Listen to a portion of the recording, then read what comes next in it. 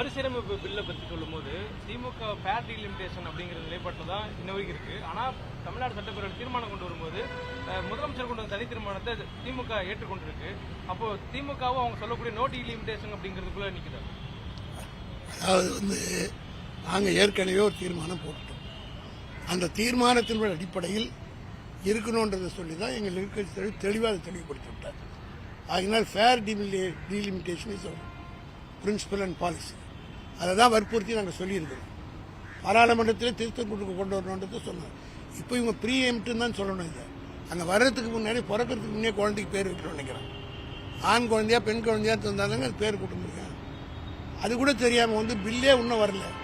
என்னென்ன அமெண்ட்மெண்ட்ஸு என்ன கொடுத்துருக்குறாங்க அதெல்லாம் பார்த்த பிறகு தான் நம்ம கமெண்ட் பண்ண முடியும். இவங்க திசை திருப்புவதற்காக செய்கிறாங்க. ஏன்னா பெர்ஃபார்ம் பண்ணலை. 100 நாளாக தமிழ்நாட்டில் எதுவுமே நடக்கலை. பல்வேறு பிரச்சனைகள் இது தலைவிரித்து ஆடுகிறது. சட்டம் ஒழுங்கு கெட்டு போச்சு. 10 ரூபாய் பாட்டிலுக்கு வாங்கணுன்றாங்க, இப்போ 20 ரூபா வாங்குறாங்க. அதாவது யோகியவரான் சொம்பெடுத்து உள்ளுவி என்ற கதை. இவ்வளோ கூட நாங்கள் மேலே சொன்னாங்களே, ஆதாரப்பூர்வமாக ஒரு குற்றச்சாட்டியை சொல்ல முடியுதா? சொல்ல முடியாது. சர்க்காரியா கமிஷன் எல்லாம் பேசுகிறாரு. அவருக்கு பிறந்திருக்கவே மாட்டார். ஏபிசிக்கே தெரியாது. சர்க்காரியா கமிஷனில் அந்த கமிஷனில் சவால் விட்ட ஒரே தலைவர் எங்களுடைய தலைவர் கலைஞர் தான். அதுக்கு பிறகு பல வருஷம் எம்ஜிஆருடைய ஆட்சி நடந்தது. ஒரு வழக்கு போட முடிஞ்சது அவரால்?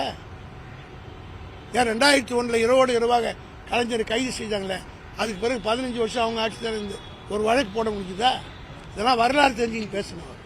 அவர் நேற்று கட்டி விட்டு வந்திருக்கிறாரு. இந்த கட்சி அவருடைய நான் விஜய்க்கு ஒரு அட்வைஸ் பண்ணுறதுன்னா, இந்த 2-3 பேர் இந்த பல கட்சிக்கு போயிட்டு வந்தாங்கன்னா உங்களுக்கு தயவு செய்து கிட்ட சேர்க்காம இருந்தால் அவருக்கு நல்லது. இவங்களெல்லாம் கூட சேர்த்துருந்தா கூடா நட்பு கேடில் முடியும் என்பது போல இந்த ஆட்சிக்கு கேடு இவங்களால தான் வரப்போகுது. தமிழக ஆளுநர் டீ பார்ட்டியை திமுக நாளைக்கு புறக்கணிக்குதா சார்? எதுக்கு தமிழக ஆளுநர் நாளைக்கு டீ பார்ட்டிக்கு அழைப்பு கொடுத்தது ஆளுநர் தலைவர் எதிர்கட்சி தலைவர் சொல்றாரு.